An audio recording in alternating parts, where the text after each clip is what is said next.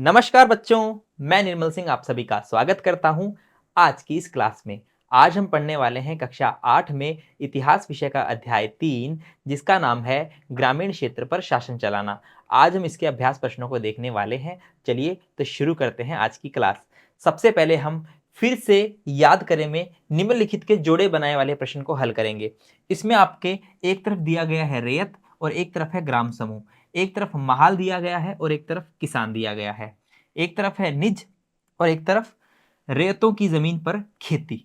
फिर है रेती और बागान मालिकों की अपनी जमीन पर खेती। ये सारे असुमेलित है, इनका जोड़ा बनाना है। चलिए तो देखते हैं इनका सही जो जोड़ा वो क्या होगा। देखिए, रेत यानी किसान होता है, मैं आपको हमेशा बताता था रेत यानी किसान। महाल यानी ग्रामीण समूह या फिर ग्राम समूह बोल दीजिए। निज यानी बागान मालिकों की अपनी जमीन पर खेती करना। हमने खेती के दो प्रकार देखे थे, निज और रेयती, जिसमें निज का मतलब है अपनी खेती पर, अपनी जमीन पर खेती करना। रेयती यानी रेयतों की जमीन पर खेती करना। ठीक है, तो ये प्रश्न इस प्रकार इसका हल हो चुका है। नेक्स्ट हम देखते हैं रिक्त स्थान भरें। दूसरे क्वेश्चन में रिक्त स्थान भरे में हम पहला देख रहे हैं, यूरोप में वोड उत्पादन को डैश डैश डैश से अपनी आमदनी में गिरावट का खतरा दिखाई देता था। तो आखिरकार वोड उत्पादन की जो उत्पादक थे उनकी आमदनी में खतरा क्यों था? क्योंकि यहां पर हम देख रहे हैं इसका सही उत्तर है नील। नील से, क्योंकि नील की जो डिमांड वो ज्यादा थी। ठीक है, इसलिए वोड के जो उत्पादक है वो खतरा मानते थे नील को। फिर हम देख रहे हैं 18वीं सदी के आखिर में ब्रिटेन में नील की मांग डैश डैश डैश के कारण बढ़ने लगी। भाई ब्रिटेन में नील की मांग क्यों बढ़ने लगी? तो इसका सही उत्तर होगा औद्योगिकरण की वजह से। औद्योगिकरण की वजह से जो है ब्रिटेन में कपास का उत्पादन हुआ और नील की मांग जो है बढ़ने लगी। फिर हम नेक्स्ट क्वेश्चन देखते हैं, डैश डैश डैश डैश की खोज से नील की अंतरराष्ट्रीय मांग पर बुरा असर पड़ा। आखिरकार किसकी खोज से नील की अंतरराष्ट्रीय मांग पर बुरा असर पड़ता है? तो यहां पर इसका हम सही उत्तर देख रहे हैं कृत्रिम रंग। हम देख रहे हैं कृत्रिम रंग आने लगते हैं, जिससे जो है फिर नील की जो हम देखते हैं फसल उगाने की इतनी जरूरत नहीं रहती, क्योंकि अब जो रंगरेज हैं वो कृत्रिम रंगों का यूज करने लगते हैं। फिर हम देख रहे हैं चंपारण आंदोलन डैश डैश डैश के खिलाफ था। तो किसके खिलाफ था? नील बागान मालिकों के खिलाफ था, क्योंकि ये जो है किसानों का शोषण करते थे, इसलिए ये इनके खिलाफ था। चलिए नेक्स्ट हम देखते हैं यहां पर आइए विचार करें। आइए विचार करें के अंदर जो हम देख रहे हैं तीसरा क्वेश्चन है, स्थायी बंदोबस्त के मुख्य पहलुओं का वर्णन कीजिए। हमें स्थायी बंदोबस्त पर चर्चा करनी है, जिसको लॉर्ड कॉर्नवालिस ने 1793 में लागू किया गया था। देखते हैं, लॉर्ड कॉर्नवालिस ने 1793 में स्थायी बंदोबस्त लागू किया। इसमें क्या होता था, राजाओं और तालुकदारों को जमींदारों के रूप में मान्यता दी गई। जो राजा थे इन्हें एक प्रकार से जमींदारों के रूप में मान्यता दी जाती है। और ये क्या करते हैं, जमींदारों को किसानों से राजस्व इकट्ठा कर कंपनी के पास जमा कराने का काम दिया गया, कि जो जमींदार है वो कंपनी के पास में किसानों से जो है क्या करेंगे, कर कलेक्ट करके टैक्स जो है वो इकट्ठा करके कंपनी को देंगे। कंपनी का जो ये बंदोबस्त है इसका नाम था स्थायी बंदोबस्त, यानी कि जो टैक्स कलेक्ट करना है, जो कर लेना है, वो एक स्थायी कर था, फिक्स। उसमें ज्यादा उसमें इजाफा नहीं हो सकता भविष्य में। ठीक है, तो देखिए, जमीन की राजस्व राशि स्थायी रूप से निश्चित कर दी गई थी। ठीक है, किसानों से भूमि संबंधी अधिकार छीन लिए गए, जिससे किसान जमींदारों की दया पर निर्भर हो गए और वे अपनी ही जमीन पर मजदूरों की तरह काम करने लगे। ठीक है, तो स्थायी बंदोबस्त के अंदर हम ये देखते हैं कि जो लगान है वो स्थायी कर दिया गया, उसे बढ़ाया नहीं गया। तो इससे आने वाले समय में अंग्रेजों को नुकसान होता है, जब बाजार व्यवस्था अच्छी हो जाती है और जब चीजों की मांग बढ़ने लगती है, लेकिन जो लगान है वो नहीं बढ़ता। क्यों? क्योंकि वो स्थायी था पहले से ही। तो फिर आगे चलकर जो है इस व्यवस्था में बदलाव भी किया जाता है। नेक्स्ट क्वेश्चन हम देखते हैं क्या है, महालवारी व्यवस्था स्थायी बंदोबस्त के मुकाबले कैसे अलग थी? तो महालवारी बंदोबस्त में हम देखेंगे कि महालवारी व्यवस्था जो है इसमें कर को आगे बढ़ाने की गुंजाइश भी रखी जाती है, जरूरत पड़ने पर बढ़ाया भी जा सकता है, लेकिन स्थायी बंदोबस्त में ऐसा नहीं था। हम देखते हैं महालवारी व्यवस्था बंगाल प्रेसिडेंसी के उत्तर पश्चिम के लिए हॉल्ट मैकेंजी नामक अंग्रेज ने 1822 में तैयार की थी।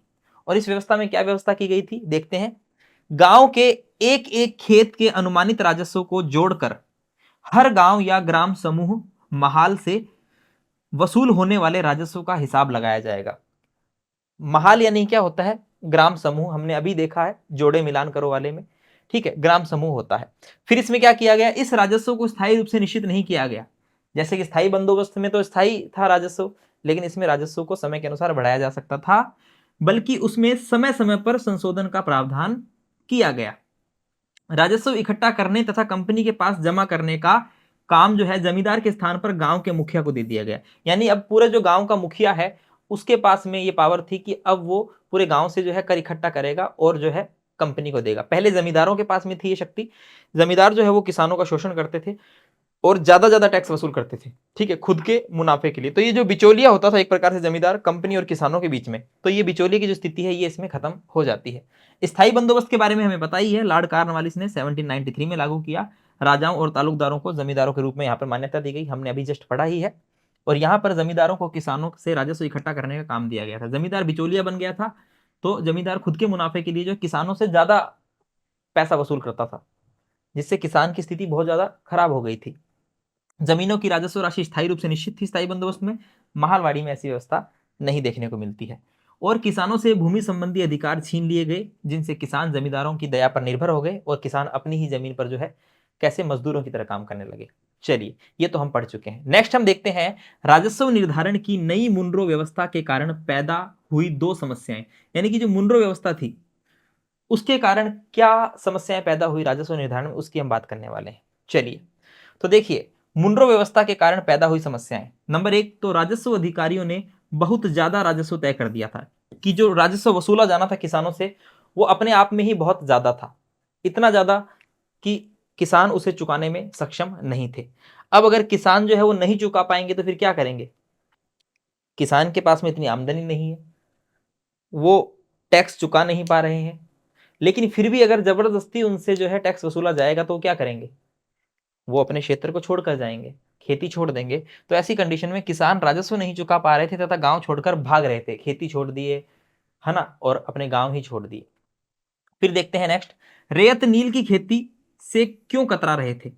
यानी कि जो किसान है वो नील की खेती से क्यों कतरा रहे थे, नील की खेती करने में उन्हें क्या समस्या थी, आइए बात करते हैं। देखिए, रेतों का नील की खेती से कतराने का कारण क्या था। किसानों को नील की खेती करने के लिए अग्रिम ऋण दिया जाता था। यानी कि किसानों के साथ जो है एक कॉन्ट्रैक्ट कर लिया जाता था, एक अनुबंध कर लिया जाता था। अनुबंध के तहत जो है किसानों को नील की खेती करने के लिए बागान मालिक जो है वो क्या करते थे, अनुबंध के तहत जो है बागान मालिक उन्हें कर्जा दे देते थे किसानों को कि ये लो, ये आप पैसा लो और खेती करो। और किसानों को अपनी जमीन के 25% भूभाग पर नील उगाना अनिवार्य कर दिया गया, और वो 25% भूभाग जो है वो उपजाऊ होना चाहिए था। लेकिन समस्या ये होती है कि जो कर्जा दिया जाता है वो बहुत कम दिया जाता है, और दूसरा 25% भूमि भी वह होनी चाहिए जो सबसे ज्यादा उपजाऊ हो। और नील उत्पादन के बाद में, यानी नील की फसल उगाने के बाद में, नील की फसल की जो जड़ें हैं वो बहुत ज्यादा गहरी होती है, जो कि मिट्टी की पूरी ताकत को समाप्त कर देती है। नील कटाई के पश्चात वहां पर दोबारा धान उगाया नहीं जा सकता, तो किसानों की जमीन भी खराब हो रही थी। तो इसलिए किसान जो है वो कतरा रहे थे नील उगाने से। और फाइनली हम देखते हैं मार्च 1859 के अंदर जो है किसान जो है वो नील विद्रोह भी कर देते हैं। ठीक है, आइए बात करते हैं। तो अग्रिम ऋण दिया जाता था, परंतु फसल कटने पर कम कीमत पर फसल बेचने को मजबूर किया जाता था, जिससे वे अपना ऋण नहीं चुका पाते थे। यानी कर्जा दे दिया, लेकिन अब फसल कटी है तो उसको कम कीमत पर बेचो। अब कम कीमत पर बेचेंगे तो कर्जा कैसे चुकाएंगे। और देखिए, बागान मालिक चाहते थे कि किसान अपने सबसे उपजाऊ खेतों पर नील की खेती करे। किसान को नील की खेती करने के लिए अतिरिक्त मेहनत तथा समय की आवश्यकता होती थी, जिस कारण किसान अपनी अन्य फसलों के लिए समय नहीं दे पा रहे थे, है ना। अब देखिए भाई, नील तो नकदी फसल है, कंपनी के मुनाफे के लिए जो है उगाई जा रही है, लेकिन किसानों को भी तो अन्य फसल भी तो उगानी थी भाई। 25% क्षेत्र पे तो किसानों ने नील की खेती कर ली, बाकी धान भी तो उगाना था। खाएंगे क्या, धान चावल ये भी सब चाहिए थे ना, तो उसके लिए समय नहीं मिल पा रहा था, तो किसानों की दुर्दशा हो रही थी। फिर देखिए नेक्स्ट क्वेश्चन है, किन परिस्थितियों में बंगाल में नील का उत्पादन धराशायी हो गया। भाई बंगाल के अंदर नील का उत्पादन धराशायी क्यों हुआ। देखते हैं, बागान मालिकों के अत्याचार, किसानों की दुर्दशा, ठीक है, किसानों द्वारा लगान चुकाने से मना करना, किसानों द्वारा नील की खेती करने से मना करना, ये सारे कारण हैं। आइए देखते हैं। मार्च 1859 में बंगाल के हजारों रेतों ने नील की खेती करने से मना कर दिया। रेतों ने निर्णय लिया कि न तो वे नील की खेती करेंगे और न ही कर्ज लेंगे, और न ही बागान मालिकों के जो लाठीधारी गुंडे हैं जो कि लगान वसूलने के लिए आते थे, न ही इनसे डरेंगे। ठीक है, किसान भी एकदम पक्की ठान चुके थे कि अब हम नहीं दबने वाले, ना ही डरने वाले। कंपनी द्वारा किसानों को शांत करने की कोशिश को किसानों ने अपने विद्रोह का समर्थन माना। कंपनी ने किसानों को शांत करने का प्रयास किया तो किसानों को लगा कि भाई हमारे विद्रोह का ये समर्थन कर रहे हैं। फिर जो पढ़े लिखे लोग थे वे भी नील क्षेत्रों की तरफ बढ़ने लगे जहां पर नील का उत्पादन किया जाता था, और उन्होंने किसानों की दुर्दशा के बारे में खुल के लिखा, लोगों को जागरूक किया।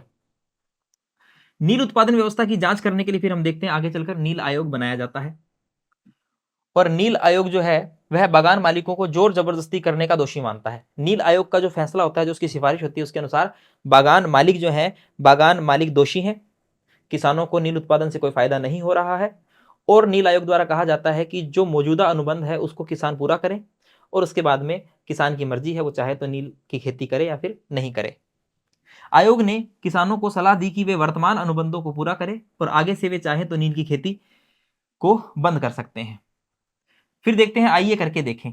तो चंपारण आंदोलन और उसमें महात्मा गांधी की भूमिका के बारे में और जानकारियां इकट्ठा करें कि भाई महात्मा गांधी की चंपारण आंदोलन में क्या भूमिका रहती है। तो जैसे मैंने आपको बताया, महात्मा गांधी दक्षिण अफ्रीका से लौटते हैं, तो चंपारण के जो कुछ किसान है, बिहार क्षेत्र के किसान जो है, महात्मा गांधी से आग्रह करते हैं कि आइए और चंपारण के अंदर नील के जो किसान है इनकी दशा को देखिए। अफ्रीका से वापसी के बाद गांधी जी चंपारण के नील उत्पादक किसानों के बीच उनकी समस्याओं को जानने के लिए फिर पहुंच जाते हैं। गांधी जी ने नील उत्पादक किसानों के विरोध को अपना समर्थन दिया, और फाइनली जो है चंपारण आंदोलन का नेतृत्व कौन संभालते हैं? गांधी जी संभाल लेते हैं। गांधी जी ने भारत में अपना पहला सत्याग्रह, सत्य के लिए आग्रह करना, चंपारण से शुरू किया, जो कि नील उत्पादक किसानों के समर्थन में बागान मालिकों के विरुद्ध था। किसके विरुद्ध था ये? बागान मालिकों के विरुद्ध था। अभी हम पढ़ के भी आए हैं रिक्त स्थान वाले क्वेश्चंस में, है ना। सरकार ने दमनकारी नीति अपनाई और गांधी जी को गिरफ्तार कर लिया गया, लेकिन फाइनली जो है सरकार को भी झुकना पड़ता है। अंत में सरकार को झुकना पड़ा और नील उत्पादक किसानों की जीत हुई। गांधी जी के सत्याग्रह का प्रयोग सफल रहा। तो यहां पर हम देखते हैं गांधी जी अपना पहला सत्याग्रह चंपारण आंदोलन से शुरू करते हैं, जो कि सफल रहता है, और ये होता है 1917 में। याद रखना कब का है ये? 1917 ईस्वी का है, ठीक है ना, याद रखना। नेक्स्ट क्वेश्चन देखते हैं। क्वेश्चन नंबर 9 क्या है? भारत के शुरुआती चाय या कॉफी बागानों का इतिहास देखें। ध्यान दें कि इन बागानों में काम करने वाले मजदूरों और नील बागानों में काम करने वाले मजदूरों के जीवन में क्या समानताएं या फर्क है। हमें यहां पर कुछ अंतर या फिर समानताएं देखनी है कि चाय के बागान में काम करने वाला और नील के बागान में काम करने वाला जो व्यक्ति है, जो किसान है, उनमें क्या फर्क है। आइए देखते हैं। चाय या कॉफी बागानों तथा नील बागानों में मजदूरों के जीवन में क्या समानताएं हैं, क्या अंतर है, बात करते हैं। चाय बागानों में मजदूरों को अनुबंधों के आधार पर रखा जाता था, जबकि नील बागानों में ऐसा नहीं होता था। ठीक है, मजदूरों की बात हो रही है यहाँ पर, है ना। जो मजदूर हैं चाय बागान में अनुबंध करते थे। ठीक है, नेक्स्ट हम देखते हैं, चाय या कॉफी बागानों में पूरे वर्ष काम होता था, जबकि नील बागानों में फसल कटाई या बुआई के समय अधिक काम होता था।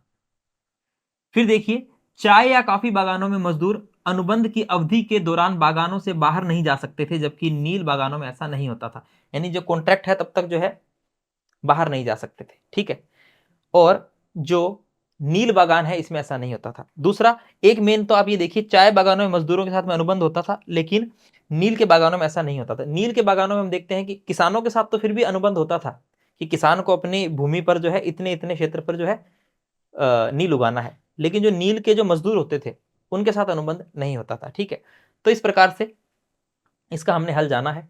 ये कुछ समानता, कुछ अंतर इनमें देखने को मिलता है। तो बच्चों, यह भाग यही समाप्त होता है। उम्मीद करता हूं आपको अभ्यास प्रश्न जो है अच्छे से समझ में आए होंगे। धन्यवाद।